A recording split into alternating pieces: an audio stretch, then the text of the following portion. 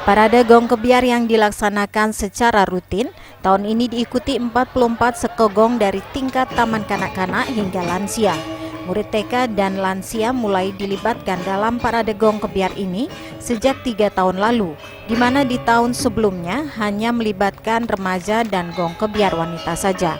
Hal ini ditujukan untuk lebih memupuk jiwa berkesenian sejak dini dan mencari bibit seniman baru.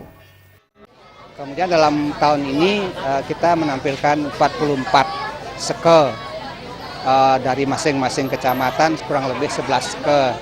Jadi itu kriterianya ada yang gong kebiar anak-anak, ada yang gong kebiar dewasa, ada yang kebiar gong wanita gitu.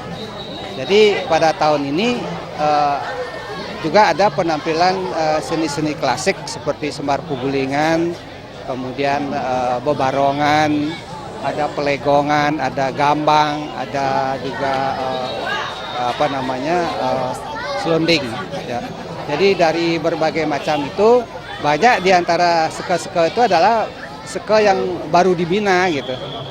Jadi untuk ini kita mengharapkan kesenian klasik itu bisa berkembang lebih banyak di masyarakat dalam artian bisa nanti bermanfaat bagi kebutuhan-kebutuhan upacara-upacara di masyarakat. Lebih lanjut, Ketua Listibia Kota Denpasar, Komang Astite memaparkan, Parade Gong Kebiar yang dilaksanakan setiap tahun ini dapat menjadi wadah bagi para seniman untuk menampilkan kebolehannya, sehingga hal ini dapat memacu kegiatan berkesenian di tiap banjar dan terbukti melahirkan bibit-bibit seniman baru.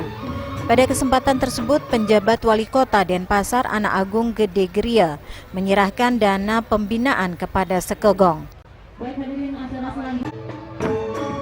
Purnama dan Yudi, Bali TV.